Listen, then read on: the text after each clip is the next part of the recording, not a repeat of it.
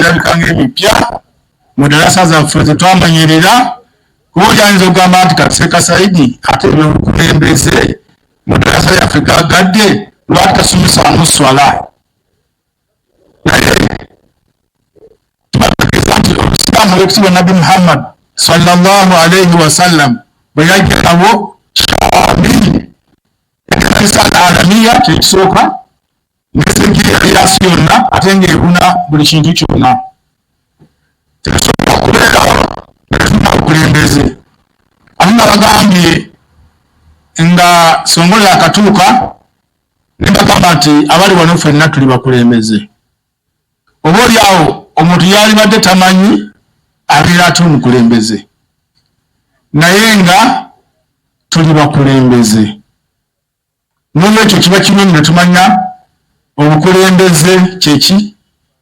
era bitendo ki ebyalibadde n'omukulembeze omulungi kubanga n'amaka gye tuva tuli bakulembeze mubufunze soba Allah soso okusoma gye tunasobola leadership oba alkiyada obukulembeze bwe baali babuwa definition babuwa ya mirundi ebiri mu lulimi oluwarabu omumanyi bayita Ibn Manzur rahimahullah yagamba nti alkawadu naqidhu sawki alkawadu naqidhu as-sawki omukulembeze yavuga naye okuvuga kulimu emirundi ebiri olwala njagala mukitegeere waliwo alkawadu avuga abantu oba abakulembera mu kintu kyonna nga yabali mu maaso ne wabeerawo asawuki waliyo avuga abantu ng'alina gy'abatwala naye ng'abavuga ali mabega bwe tuleetera ekizampo ku bidduka byaffe tulina emmotoka abasinga ezitulese wano emmotoka ebeeramu omukulembeze agivuga abasinga obungi bamuyita saiku naye nga kifu bamuyita alkaidu omukulembeze avuga abantu abali emabega nga bali mu maaso kyobona bakyakozesa okuvuga bakiyita almekwadu steering motor bagiyita batya bagiyita almekwadu nolwekyo almekwadu kitegeeza omuntu kyavuga kyakozesa okuvuga nga bavuga bamuli mabega amakulu nti yabakulembedde ate asauki oba asaiku waliyo ebidduka ebirala ng'omuntu alina gy'abatwala naye ng'abavuga atodde mabega ekyo waliyo ekidduka ng'omuntu aba akuvuga atula mabega ng'abatwala naye atudde mabega oyo abeera saiku kati ate nga ki barakallahu fikum ng'eryato amaato agasinga obungi wali agamu nga avuga ali mu maaso kasobola banga eryato ly'olimu alivuga ali mu maaso oyo abeera kaidu bw'osanga eryato ng'alivuga ali mabega oyo abeera saiku kakati olulimi oluwarabu kati mu bwanjulukufu bwa definition istilaha omukulembeze yaluwa agamba nti amaliya tahriki majmua min annas eyo process eyokuba nti ovuga abantu ng'obatambuza bitijahin muhaddad ng'olina gy'obalaza wa mukhattat ate ng'ogipulaningidde bitahfizihim ala al-amal nga waliyo emirimu gy'olina okukola gwe kennyini ng'omukulembeze nabo ne babeera nga bakuyambako okubeera ng'otuukiriza ebigendererwa byabwe falkiyada najiha tuharriku nnasa fi littijaha alladhi yuhaqqik masalihahum n'olwekyo n'agamba nti obukulembeze ye muntu okubeera nga akulembedde abantu ng'abavuga ng'alina ekigendererwa era nga bamanyiwa gye balaga. N'olwekyo watujjamu omuntu yenna amala gakulembera abantu naye nga tamanyi gy'abalaza. Omukulembeze omutuufu ekitende ekisookera ddala kiba mu definition muno. Omuntu okwata steering wheel ng'emabega waliyo abantu b'ovuga, walina okubeerayo ne point mwenna gye mulaga nga mwenna gye mwagala. Era singa agirwako n'agenda ku kirala otegeera nti ono atubuza ne mumugaidi ne mugamba yesu gye tulaga. For example, singa mulinnya wano mu Kamunye ng'eyise tugenda Iganga, mubeera ne kaidi omukulembeze agenda obbavuga mu lugendo olwo, mwenna abatudde ne wakubadde nga muyinza okuba nga temumanyiganyi naye mubeera n'ekigendererwa kye kimu kutuuka Iganga. Kati singa omukulembeze oyo atudde ku steering atuuka ku rawundi wano kubbiri n'akwata eriyo Kamuli naye nga mugambe tugenda Iganga, mwe bennyini abali mu takisi mulina okubeera nga mumuyamba omutegeeza nti ssebo eno si gye tulaga, ekigendererwa okivuddeko. N'olwekyo ye definition. Kati abantu mwenna abali wano mulina obukulembeze ku levels ez'enjawulo. Waliyo abakulembeze abali waggulu, pulezidenti w'eggwanga ne bakola nabo okulembera eggwanga, waliyo bakola nabo emirimu mu mbeera ez'enjawulo. Kati ng'abamadiini waliyo mufuti waffe ow'eggwanga ne ku madiini amalala gye bali. Obukulembeze bugenda bukka paka eno ewaffe bassebo ne bannyabo. Omuntu ng'ali mu maka ge abeera mukulembeze. Bw'okwata steering ng'otambuza amaka go, abantu bano olina okubeera n'ekigendererwa n'okumanya wajja obalaza. Era singa bakulaba ng'otuuse mu rawundi n'okwata ekkubo eritawatuusa gye balaga, balina okukoonako ne bakulabula nti otubuza. Kale omukulembeze ateekeddwa okubeera nga alina gy'alaga. Kati buli musajja ali wano Ssekasongola abawaniisa emikono yabuuza abafumbo mwimwe era mwagiwanika. N'olwekyo buli mufumbo ali wano twenda tuteekwesira ku bukulembeze bw'obufumbo, kubanga kiboneka nti n'abasingawo obungi twayizaako obukulembeze obwaife kale mu Busiraamu kuba nkidi nti tulinawo ba imaamu, tulinawo ba county sheikh, district kabi waali, abakulu b'amasomero we muli, ba amirati we bali, ne wabeera nga wadde prefect ku ssomero head boy oba head girl bwe muli, oba bonna mubeera bukulembeze omuntu bw'ateekeddwa okubeera ng'ategeera alina butambuza atya. Buli Allah subhanahu wa ta'ala lwakukwasa steering, manya nti emabegawo bakutunuulidde okubavuga ng'obatwala nahwal ahdaafu, obavuga obatuusa gye balagala okubeera nga batuuka.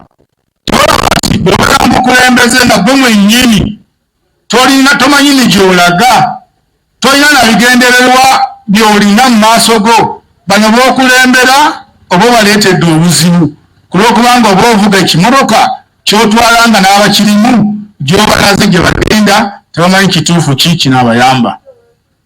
Kyobalaba nti amaka gye gali n'osanga omwami mu maka ge naye ng'ekituufu talina bigendererwa, yawasa mukyala nga n'abawamu n'abaana, kubanga ye Allah yasalawo asobola okusalirawo abaana n'ofuna. Naye ekintu ky'oba okutte steering abantu n'obavuga ng'obalaza abatagenda bagasa.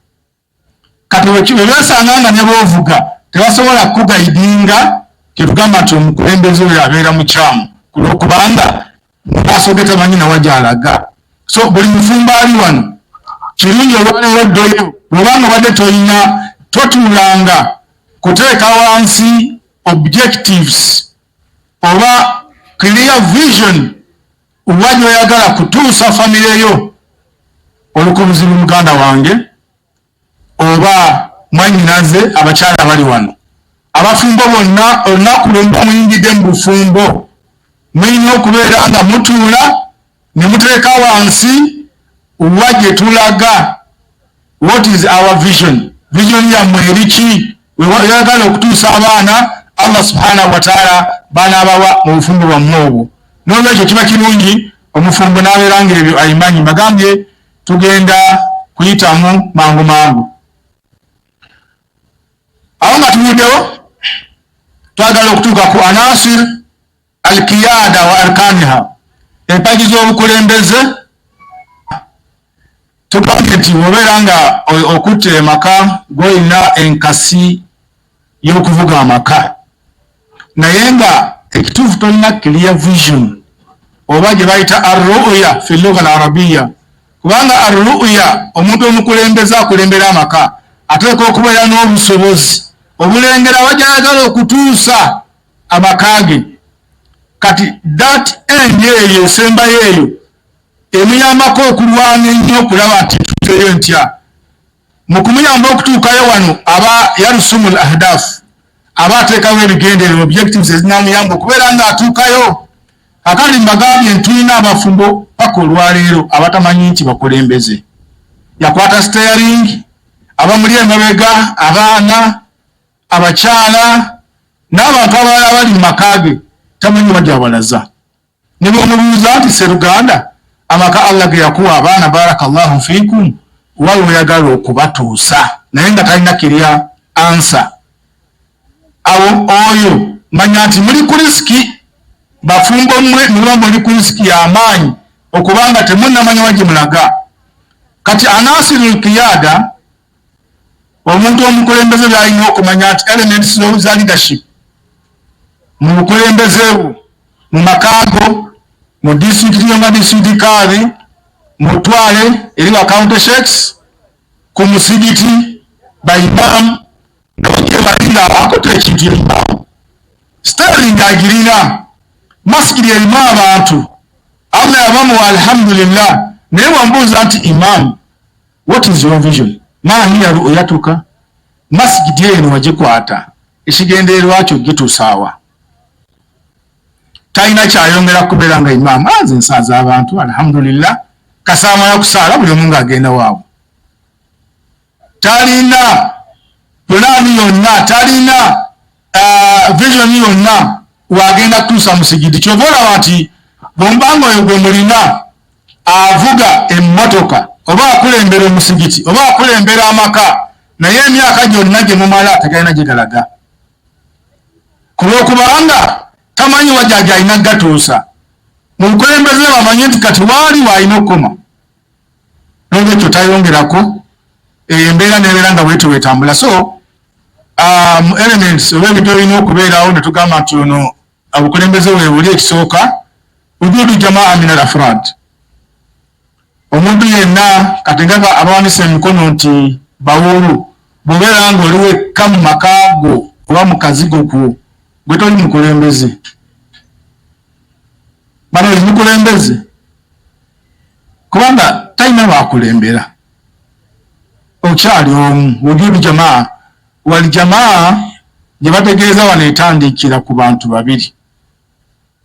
Buli lwe muwera abantu ababiri mulina okubaamu ku mmwe ani avuga jamaa eyo.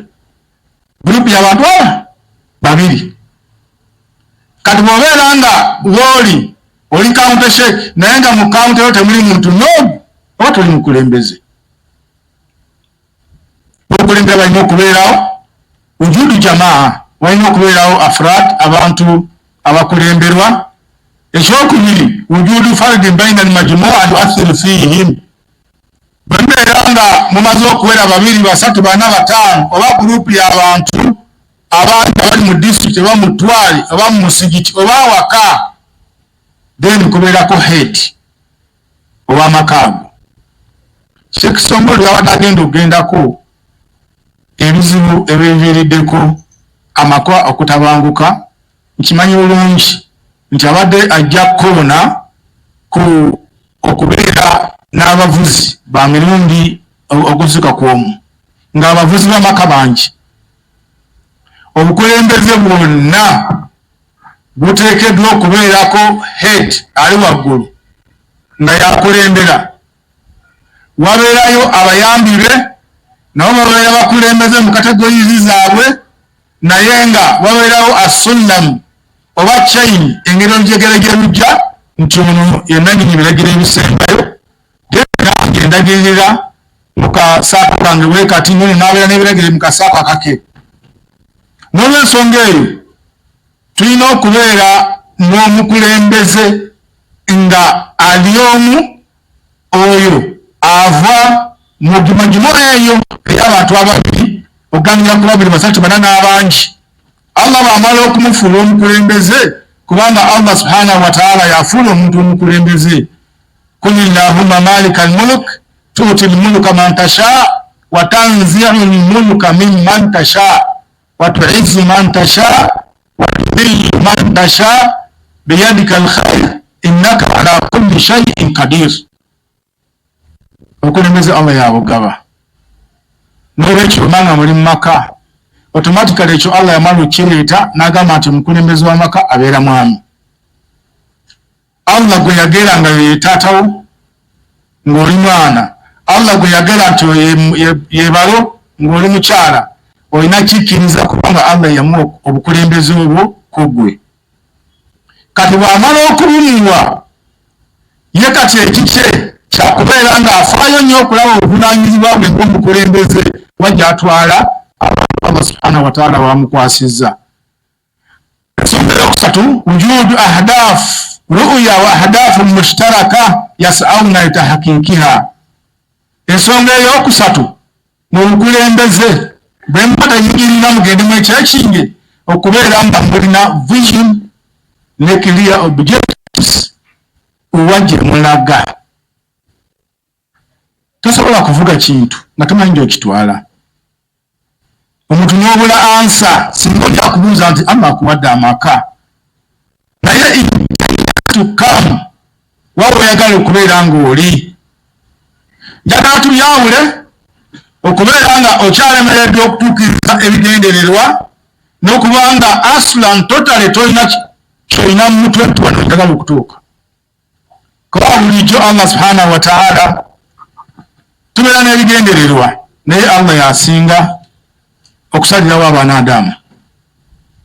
Oyinza okutuukirizaako ebimu ne birema, naye atlisi bireme naye nga wali nabyo era nga wabirasama bulungi nga wabiteekawo bulungi nga njagala okutuuka in 10 years to come. Omuntu yenna atalina objectives, atalina wajalaga, tamanyi na kumanya wawaali. Kubanga omukulembeze omulungi, bamaama abali mu maka gammwe muli bakulembeze, nammwe baganda bange, omuntu olina okutegeera wawooli essaawa eno, oba sookera kumanya wajje wava, otegeere wawooli na wajje olaga.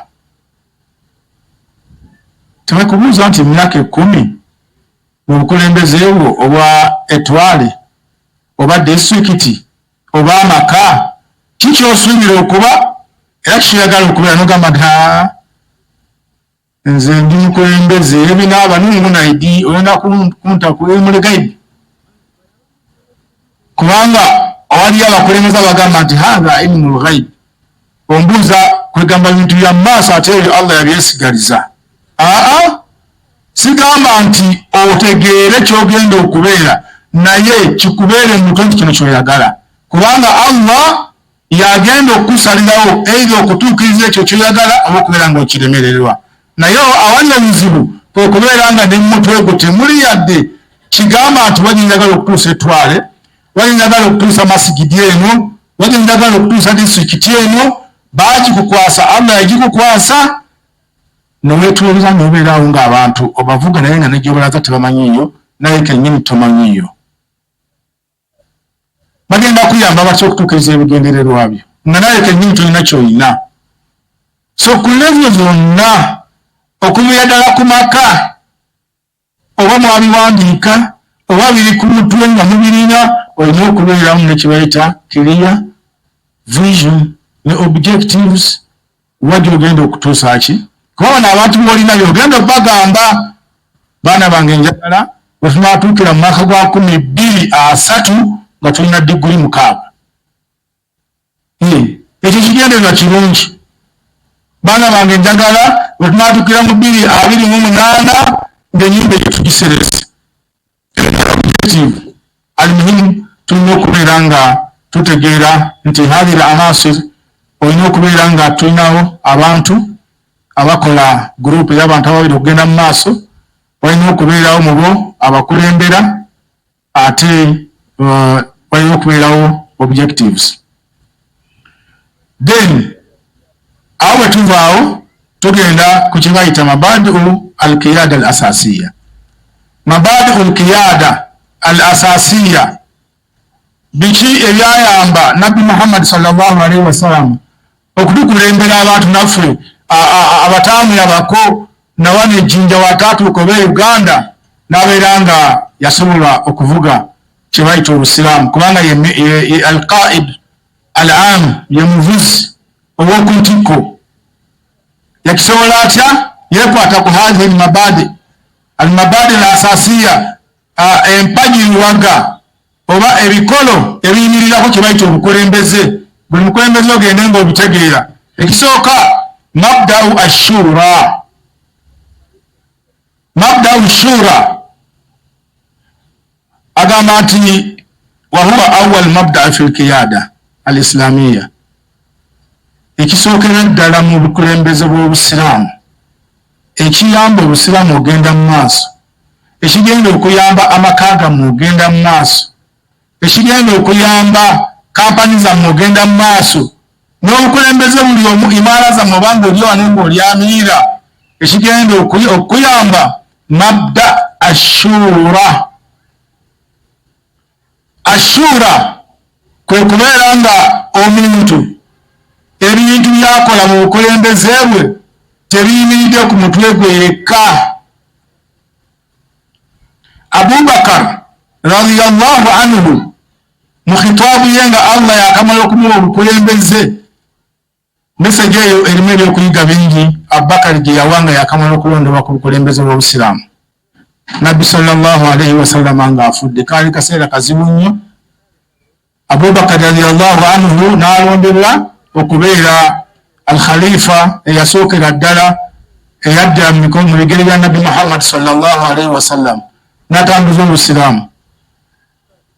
Yayogera ebigambo bino, yagamba ayuha nnas, bantu mmwe, ng'omukulembeze alondeddwa alina okwogerako eri abantu bagenda okulembera. Naye ffe betwogera ebimu bimalamu amaanyi. Omutwami w'omukulembeze Allah abumuwadde, kale mu mbeera yonna gy'abukuweereddemu n'ogenda mu bantu Allah bakuwadde okulembera n'ogamba nti ati mumbenye abaire muneepankirako kati nkambatwale. Abakulembeze abamu naye batyo boogera, naye bassebo ne bannyabo mu bukulembeze bwonna hatta amaka abantu b'okulembera manya ati nabo bantu basobola okubeera n'obwongo ate obusinga obubwo. Abubakari yagamba inni kad wulitu alaikum, Allah mpadde obukulembeze nga nze khalifa gye muli mu Abasiraamu. Naye nabaka yazzaako yagamba nti walastu bi khairikum, naye tekitegeeza nti nze Bakaali nze abasinga obulungi. Buli lwofunanga bukulembeze, katugende ku bw'amaka kubanga Sheikh Kasongolo bw'asinze okwogerako wano, okubeera taata mu luggya tekitegeeza nti gwasinga okutegeera. Tekitegeeza nti kati bw'otwala tewali alina bwongo. Era nga Seeka bw'agambye nti omuntu osobola okumuyita embwa. Abamu ayinza okugamba mukyala we oba omuntu yenna n'amugamba nti naye olina amagezi tolina bwongo. Waliyo omwami gwe naye n'agamba nti nze neewuunya abantu abani kyayagala okukola neyeebuuza ku mukyala. Wallahi ate kyannaku nnyo nti yali yasomamu, kale yasomamuko ku Busiraamu. Ne mubuuza lwaki, nagamba kati omukazi gwe nakeera okuwasa mwebuuzaako nti amagezi kigalina gagenda okumpa aganayongera ku agasinga agange. hadha alfaham eyendowooza nfu. Abubakari yagamba nti walastu bikhairikum, sinza abasinga obulungi. N'abagamba nti fa in ahsantu fakawwimuni faatiuni faayinuni, bwe mbanga kyenkoze nkitereezezza, bwe mulaba nga nkoze ekibagasa, amakulu nga nkoze ekirungi, munyambe tukituukirize tukikolere wamu. Olaba omukulembeze bw'agamba, era entegera gy'alina okubeera nayo. Kati gumbeera eyo olina masigidi naye nga olowooza nti olw'okuba nga oli imaamu mu boosaaza teri ategeera n'omu. Era bagamba nti ninze mbasalirawo wano, bwe mba ndogeerezi nakola ki, ekyo nkisazeewo, abo baimaamu baliyo. Naye sebo osalirawo abantu oluusi Allah nga muba mulimu bwe yawa amagezi abaali badde bakuyamba oluusi okugaidinga mu bukulembeze bw'omusigiti oba obw'ettwale oba obw'amaka. Kabeere mukyala waka, message eyo yali badde nnyingi ogigamba abantu abawaka batuuze bagambe nti Allah yampa obukulembeze kuba nze mwami. Naye nekitegeeza nti nze asinga okutegeera. Fa in ahsantu fa ainuni, bwe mulabanga nga nkoze ekinaatuyamba mu maka muno munkwatireko tukituukirize. Abubakari yagamba nti wa in asatum fakawwimuni, naye bwe mulabanga nvudde ku mulamwa temundeka kubawabya. Nabagambye nti omusajja ono yabadde atwala abantu mu takisi nga bagenda Iganga, n'atuuka ku rawundi n'akwata olugendo e Kamuli, ne musirika mwabali mu takisi, n'etambula ekigendo batemugenda kituukako. Kitegeeza nti buli lw'olaba muntu olw'okuba mukulembeze waliyo abamu nga amuleka ne imaamu ne naidi, ife twamuleka naidi. No, Abubakari yagamba nti fakawwimuni, munyambe mungolole, kubanga mumutangolola nja kukola ensobi. Omukulembeze omulungi bw'abanga akutte enkasi y'okukulembera abantu okutandikira ku maka paka ku mukulembeze obwa waggulu, akkiriza nti mubakulembera mulimu abasobola okumuwabula ekintu ne kitereera. Naye buli lwalowooza nti ye yasinga okutegeera, n'amaka obuuka gamulema okutambuza, kulwokubanga endowooza y'abantu b'alina mu maka, abakyala n'abaana bonzaala ssebo oba nnyabo, osobola okubajjamu endowooza egenda okutwala mu maaso amakaago ne famire yammwe. Naye buli lwobahammasha oba okubaleka noba nga tobafaako, tebalina contribution yonna, Sseruganda ojja kwesanga ng'ekintu okivuze ng'okitwala wafu. N'olwekyo tuteekeddwa okubeera ne mabda ashura. Olw'ekitiibwa Allah subhanahu wa ta'ala yagamba mu Qur'an surat ashura, والذين بعد بالله من الشيطان الرجيم والذين استجابوا لربهم وأقاموا الصلاة وأمرهم شورى بينهم ومما رزقناهم ينفقون. Allah subhanahu wa ta'ala atulagira kuteesa kubeera na nkiiko. Kitegeeza nti omuntu yenna mukulembezeewo nga temuli nkiiko, muteekeddwa okubeera, kubanga almashura okufuna ebirowoozo by'abantu kitegeeza kutuula nabo. Wano watuvuga nga watuuza ku bukulembeze nti omukulembeze ateekeddwa okubeera nga atuuza enkiiko. Enkiiko regularly zisobola okubeera nga za weekly, ziyinza okubeera nga za monthly, ziyinza okubeera nga za annually, nga zo enkiiko naye nga lwa mwaka ogugwako nogamba nti ngenda kutuuza abaana bange, tulina ebitugenda okwogerako. Tuuza abaana n'omukyalawo mubeereko mu lukiiko. Abaamimu abali wano nenda kubuuzaaku naani eyatyamaku ku n'abantu bawaka. Nendaganika omukono okonzi natyamaku n'abawaka mu lukiiko, twateesa ku nsonga editwala amaka gaife mu maiso. Bismillah. Mulala seka twahire babiri basa abakyala mulingira abantu bano nabo emikono girikola like over 10%, no, not even 10, over 5%. naye can you imagine kyotambuza otya amaka 20 years andi atidda mawakuluku mu lukiiko n'abantu bakulembera. That means nti alina kitambulira ku mutwe gwe wenka aye nga Bakari aliko lastu bi khairikum. tulina okuba nga tyamisa enkiiko almashura hadha mabda asasi al'an aqulu lakum njagala okubagamba okutandika olwaleero min mabadi ilqiyada al asasiya ekigenda otuyamba mu bukulembeze almashura. tulina okutuulanga tukubaganye ebirowoozo tufuneko endowooza z'abantu abalala tusigatte kuze tulowooza nti tulina mungi nnyo bwe tugenda okusobola okutambula. tuuza abantu bawadde mu mwaka omulundi ogwo kati abaana baabo bawumudde. abamu tulina abaana bali mu university abalala bali mu secondary baana bakulu naye tofunako ndowooza zaabwe tomanyi ayera n'endowooza ye naye nga bambi ayagala akikugambe naye talina chance.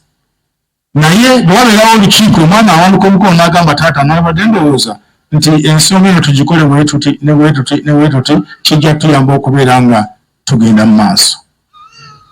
fe abamu tubikola era mu ndowooza z'abaana zeba tetubafunamu tuzimbirako ebintu byolaba nga bitwala ki bitwala amaka mu maaso. so obukulembeze bwonna waliwo n'omuntu nga imaamu abantu bwetwala ssebo swala bafulume nabagamba tuweereko n'olukiiko nze situuza nkiiko ate ne masigiri n'ettaka lya baaba n'olwekyo ife nze ninza asalawo nze omwana omukolo ssebo masigiri bagizimba ku ttaka lya taata yes naye abagisaaliramu bantu. Abakari radiyallahu anhu yali badde agamba nti ensi ebadde ya Muhammad n'olwekyo teyayogera naye yatugamba atya yatugamba nti fakawimuni mungolole siŋŋamba nina kyesikoze bulungi. almabdau athani mabdau hurriyatu lfikir bwobanga oyagala okulembera abantu obulungi buli omu muwe chance alowooze endowooza zaabwe obeere nga ozifuna. falkaidu lmuslim alaihi an yuwafira limaruusihi wa atibaihi almunakha almunasib linnakidi albanna. omukulembeze omutuufu ateekeddwa okuwa abantu be chance okubeera nga bawa endowooza zaabwe newakubadde nga ziyinza okwawukanako ku ndowooza ye naye ng'alaba nti gyezizimba ekintu ogenda mu maaso. tulina okubeera nga tukkiriza ensonga eyo. naam wa an yutaliba bihi shakhsiyan wa yutihi haqqa at-ta'bir al-hurr an araihim.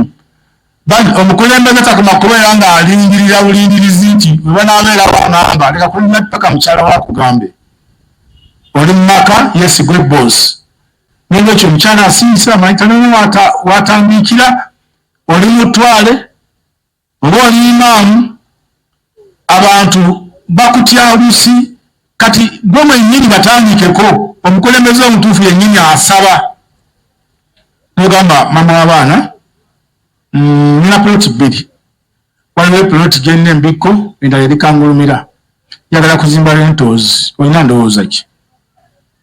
kubanga ayinza okuba nga akimanyi era yawejja nti ogenda kutandika naye talina wakutandikira. abakyala abamu bali eyo balina endowooza ennungi n'abaana balina endowooza ennungi naye lam taftahu lahum kanawat tewawagulirawo channels akubeera nga bakuba ku ndowooza zaabwe. kati Abakari yabagamba bwe mulabanga inna kyenkoze munyambe bwabeerangawo wenyenza obubi mumpabule kitegeeza yali abagamba nti mumpeeko ku ndowooza zammwe. oyinza okukola ekintu nga engeri gy'okikozeemu kyalibadde kirungi nnyo okusingako bwekikoledde naye Allah subhanahu wa ta'ala nga okizimbidde ku bwongo bwo oba walala n'obuhammasha n'otabufaako. babuuze falkaidu najih omukulembeze omutuufu liida omutuufu ye kennyini asaba endowooza z'abantu bakulembera mulaba mutya. naam Umar radiyallahu anhu ku nsonga eno waliwo olunaku hasalat bainahu wa baina almar'a almusinna allati qata'atuhu wa huwa yakhtub bil masjid. Umar yenge byabulira abantu. Umar ibn al-Khattab radiyallahu anhu ye khalifa yaddambigirayo mbaka ya Abubakar radiyallahu anhu. Naye byali ayogera omukyala n'awanika omukono n'agamba nti asaba khalifa oli mukulembeze kituufu naye wano wonna kye wasobyamu. Yamubuulira ezimu ku nsobi ze. Naye Umar yakola ki? Kubanga abakulembeze abamu mu maka olw'okuba musajja ennyimiru osobola omuwa ensonga n'agamba nti takukirira kukkiriza kubeera ng'olina ensonga gy'omuwa. Bw'ogimuwa ng'omutegeeza nti wano wasuubya takkiriza nsobi ye. Kino ekyo abakyala batendwike. Abakyala emwe yezirawo eno oyogera ki omukazi obukazi. N'olwekyo obukulembeze hatta mu matwale hatta mu misigiti n'obukulembeze obw'enjawulo waggulu omuntu agamba tolina ky'oŋŋamba. Naye omukyala yali mukadde Umar radiyallahu anhu n'amuwuliriza era Umar mu kaseera ako kennyini shakara Allah subhanahu wa ta'ala ala anna hunaka man kama bitakwini khata'ihi. Yeebaza Allah nti ya Rabbi weewale nnyo okubanga mu umma gye nkulembera wateekamu abantu abasobola okutukoonako ne batugolola. N'olwekyo hada mabda aidan min mabadi al-idara wa al-qiyada. Mulimu ku bintu omuntu byateekeddwa okubeera ng'afaako ennyo mu idara. Tugenda kubuuka ebimu olw'obudde kuba oledde dakikanze raba ziwedde. Naye min sifaati lkaidi nabih, omuntu omukulembeze omutuufu ateekeddwa okubeera mukhlis fi qiyadatihi. Ebintu byabitambuza ng'anoonya kusiimisa Allah subhanahu wa ta'ala. Hatta idarat shu'unul usra, kakubeera okutambuza amakaago yeesigago naye songola abagambye nti eyo ibaada sekasongola nga babagambye. N'olwekyo wa anta fil ibaada, wakati mu kulabirira abantu bawaka teeka mu nniya nti Allah yeyatuma okukola omulimu guno ate era yeyakutuma ogukola. N'olwekyo kyobalaba nti olw'okubanga abantu abamu ekyo kibabulako yensonga lwaki nti bawaba mu nsonga z'okulabirira amaka gaabwe. N'osanga nga omuntu Allah kyeyamunagira si kyakola. Ebintu Allah byakwasa abasajja okukola ate abakazi kati be babikola. Bakazi bafuuse bamaama, akaseera kaikamaako ye taata n'agamba nze taata nze maama. Meaning nti waliyo abantu abatalina ikhilaasi, abataategeera kyakukola ku nsonga y'okutambuza amaka gaabwe. Waliyo omuntu atambuza ettwale oba atambuza omusigiti, imma ng'ekizibu kye mulimo nti nze tombulira kirala kasita nfuna mutwalo olunaku. Ekyo kye kyandika ku masigidi eno. La ya sheikh, al-ikhlaasu lillah tuteekeddwa okubeera nga min sifaati lkaid, ateekeddwa okubeera nga mukhlisun lillahi subhanahu wa ta'ala. Allah yagamba nti wama umiru illa liyabudu llah mukhlisina lahu ddin. Agamba Allah ow'ekitiibwa nti abantu bonna abakola ibaada teriyo gwe batuma kukola ibaada okujjako kusinza Allah subhanahu wa ta'ala mu ibaada zonna ze bakola, mukhlisina lahu ddin, nga bagikolera wansi wa busiraamu ate nga bakimanyi nti buli kibakola bakikola kulwa Allah subhanahu wa ta'ala. Nabbi n'agamba sallallahu alaihi wasallam, inna Allaha la yanzuru ila ajsamikum, Allah bw'aba atunuulira byemukola tatunuulira mibiri gyammwe. N'olwekyo ndi mulungi nnyo ng'omukyala, ndi mulungi nnyo ng'omwami, ndi munene, nyirira nnyo, era byonna Allah si byatunuulira. La yanzuru Allahu ila ajsamikum wala ila suwarikum, tatunuulira ngeri gye kikula kyammwe nti oyo mukyala empeera zikuweere ku kikula kyo nti olina figa, oba oli mulungi nnyo, wala omusajja nti aba alina ssente oba alina ki. Wa innama walakin yanzuru ila kulubikum, Allah subhanahu wa ta'ala atunula ku ikhlas. Guno omutima guno Allah subhanahu wa ta'ala gwatunuulira. N'olwekyo wano ikhlas Wetujja okubeera nga omuntu ateekeddwa okubeera nga omukulembeze akikola lillahi subhanahu wa ta'ala. Walakad kana rasulullahi sallallahu alaihi wasallam ni'ma alqa'id walqudwa liljamaa alislamiyya. Oweekitiibwa nabbi sallallahu alaihi wasallam yali mukulembeze alabirwako ku buli musiraamu yenna Allah gw'anaawa obukulembeze. Obukulembeze bwe amanat birisalatihi, abantu bonna bakkiriza, al umma yonna nekkiriza nga bwe tugambye nti nakola kubanga nabbi sallallahu alaihi wasallam engeri gye yakwatangamu ebintu bye. N'olwekyo awo nawo omwana Adamu alina okubeera nga alina ikhlas. Ensonga endala nga natera okumaliriza itiswal wa tawasul alfaal. Pointi emigala mugyetegereze bulungi. Omukulembeze ku levels zaffe zonna ateekeddwa okuba nga alina effective communication era ng'awuliziganya n'abantu bakulembera, abawuliriza n'ategeera bulungi message gye bamugambye ate ng'era akommunikatinga nabyo. Wayafham marahil al ittisal, amanye levels ez'okuwuliziganya oba za communication. Tewaliwo bukulembeze bugenda mu maaso nga tawuliziganya ne bw'okulembera, obwo tebuliyo. Era buli lw'obeera nti oli imaamu ku masigiri yo naye nga tewali mpuliziganya n'abantu b'okulembera, obwo obukulembeze bufu basebe baimaamu abali wano. N'olwekyo ne mu maka bwekityo bwe kiri, ne ku disitulikiti bwe kiri, na buli wawali obukulembeze. Oba oli amiira n'obeera nga mu baamiirawo ate b'otwala tolina nabo, waliwo faragh, waliwo gap wakati wo n'abantu b'okulembera. Kyenjagala okubategeeza mu kino nti omukulembeze omutuufu alina okubeera nga ategeera levels esatu eza communication. Bwe ziba nga tozirina oba nga tozimanyi ogenda kukolera ensobi, kubanga waliyo abakulembeze nga yes bacommunicatinga naye nga bakolera nnyo ensobi mu communication. One, ekisooka in communication level esooka bagiyita intrapersonal communication, mu luzungu abawarabu bagiyita al ittisal ashakhsi.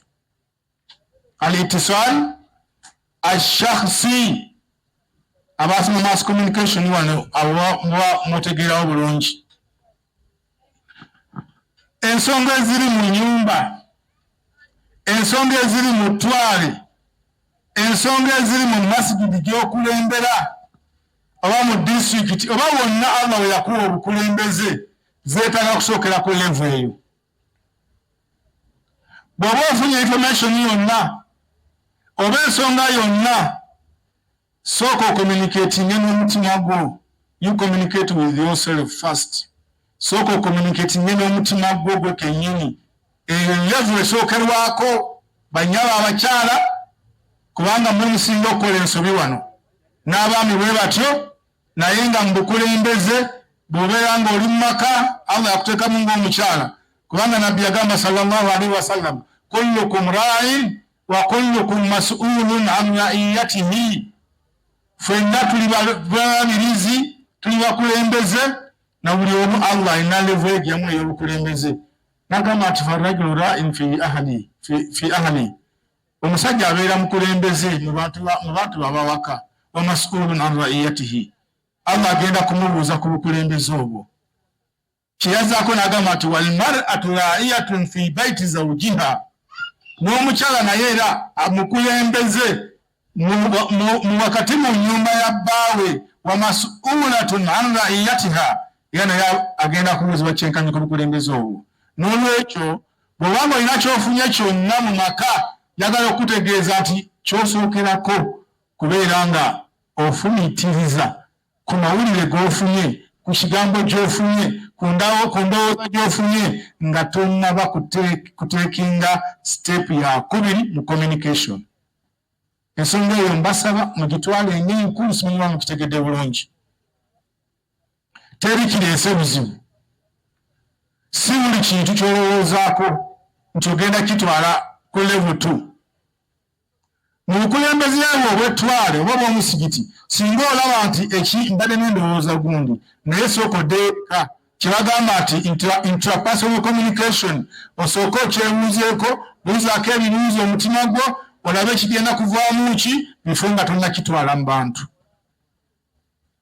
kubanga teri kireese buzibu n'emumaka okugjako ekyo obukulembeze bwaffe mu misigiti okugjako ekyo omuntu agenda n'aleeta ekintu ekyalibadde nga kike oba kyamaka ge kirina lebero ku kyalikomye naye n'ajja akireeta mu community n'akiteekaawo n'akyogera ku muzindaalo buli omu yeebuuza nti kale kyayogedde kyaki era buli omu nga yeebuuza ekino ffe kitukwatirako kubanga mu communication gye tukola waliwo ana al-mursil nze nina message ngisendinga eri waliyo al-mustakbil receiver agenda okurecevinga message eyo sooka weebuuze oli receiver message genda okumuwa emugasaaki ekyo kikulu nnyo kubanga ebbanga ly'omala nga tonafunya kigambo mu kamwako ogenda kifuga naye kasa kifuluma kiba kigenze so that level is very very important eyo level nkulu nnyo abantu mulekeraawo kumala googera nga muli bakulembeze n'ekintu ekyalibadde kyeweesigaliza mu mutima n'ogenda okyasanguza mu bantu. Then level 2 bw'omala okulowooza ku nsonga nolaba nga kino ekintu kyetaaga kukoma ku nze waliwo kye tuyita interpersonal communication era ebadde intrapersonal ate eno interpersonal mu Luwarabu bagiyita al-ittisal al-jam'i al-ittisal al-jam'i okubeera nga ekintu kyenfunye mu bukulembeze kyetaaga mbeeko ku level gye nkitwalako mbeeko ne benkitegeeza kya musigiti naye ogenda mu maaso kyetaaga nkibuulireko omuntu fulani ne fulani kati eyo interpersonal communication yeeyo kyeyeetaaga gwe wetukolera ensobi bwe butamanya ani gwe ntegeeza message eno era ne hajmu al-mustakbil barisiiva bano balina kubeera size ya audience gyerina okubeera message eno erina kubeera etya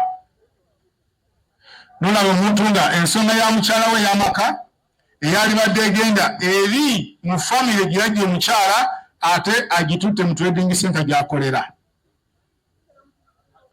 kati oyo bw'otegeeza ensonga z'amaka go tebibakwatako obategeeza ensobi z'omukyala obategeeza ensobi z'omwana tebalina kyebagenda kukuyamba n'olw'ensonga eyo ku level eyo tulina okubeera abeegendereza ennyo waliyo abantu abali ku mizigo omuntu gwe wasanga tomanyi ne gye yava muli ku mizigo n'otwala ensonga z'amaka go n'ogenda ozimunyumiza okujjako bw'omuvaawo aseke busesi naye okubyongerayo naye nga talina kyagenda kuyamba n'olwekyo ku level eno al-ittisal shakhsi nawe twagala nga tonaba kubeerako bigambo bino bifulumya wagenina okubitwala n'abaani nekikwatako bwe zibeera nga nsonga za musigiti ensonga eyinza okuba nga yeetaaga kutegeeza lukiiko lwa musigiti oba oluusi ng'ekwata ku musiraamu omu gwe wali badde oyita ng'alina ensobi gye yakoze omutegeeze nga ye munnange nawulidde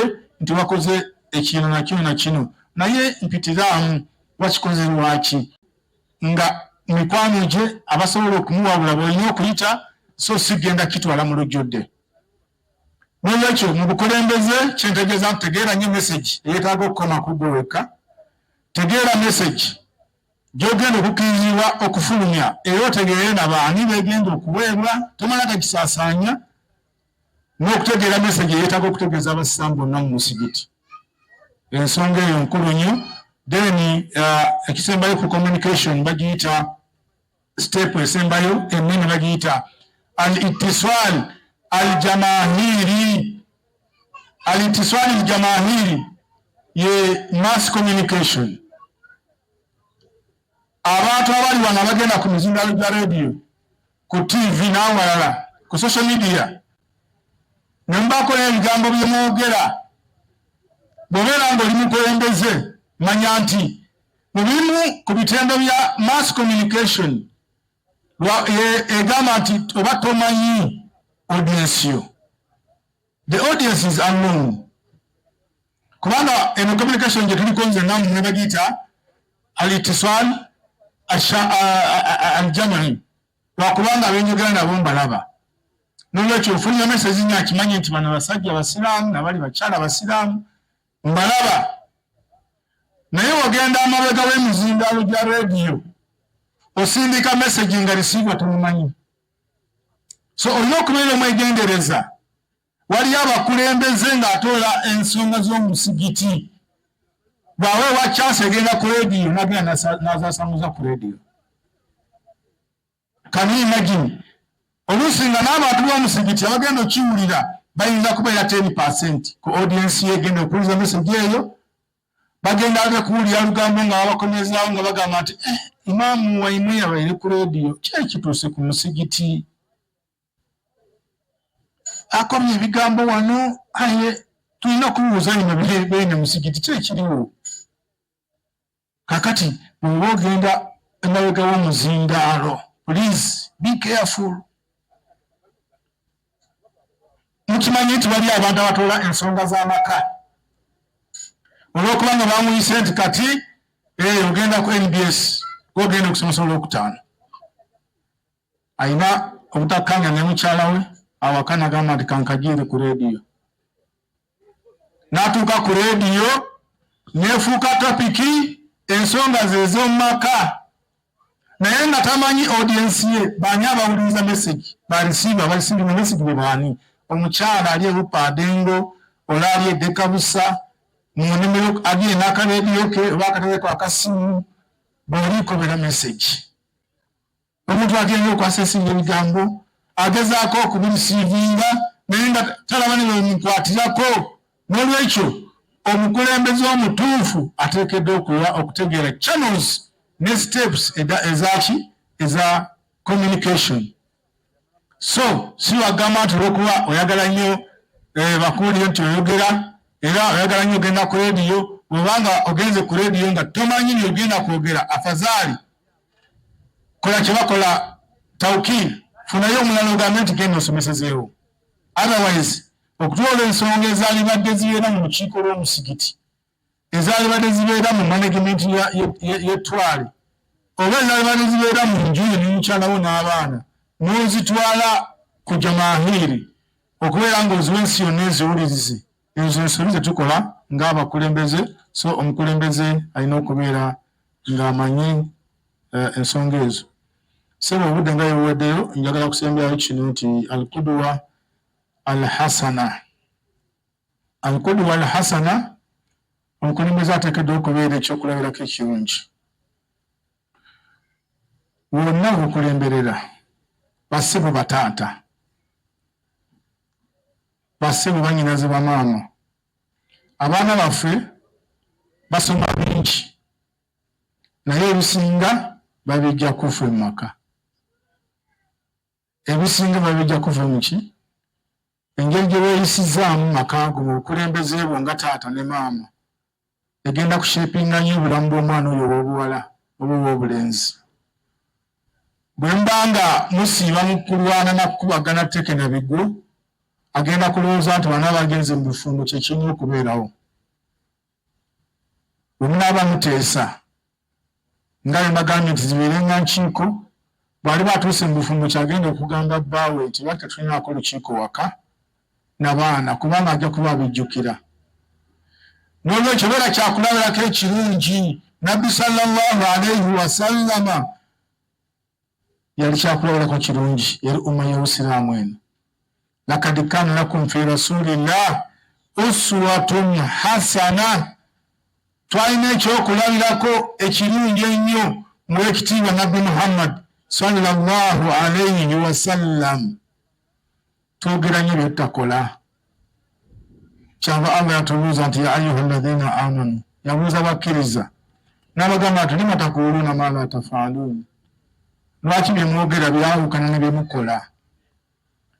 Bw'obeera ekyokulabirako ekirungi naddala mu bikolwa ne mu bigambo. Ebigambo okozesa bitono mu kuyigiriza abantu.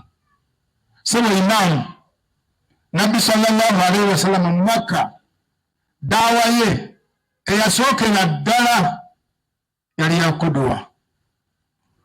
Abasajja abamushrikuuna ab'e Makka bamulabirangako naye nga empisa ze zinaleesa Oweekitiibwa Muhammad sallallahu alaihi wasallam. Bangi abaasilamuka nga balabidde ku mpisa ze. Bamutuuma as-Sadiqul Amin. As-Sadiqul Amin yali wa mazima Oweekitiibwa sallallahu alaihi wasallam. Nolwekyo tubeere akyokulabirako ekirungi bwe tunalaga empisa ennungi, bwe tubeera ekyokulabirako ekirungi kijja kutuyamba okubeera nga tukola daawa n'okubeera nga ebigambo tubeera na bitono.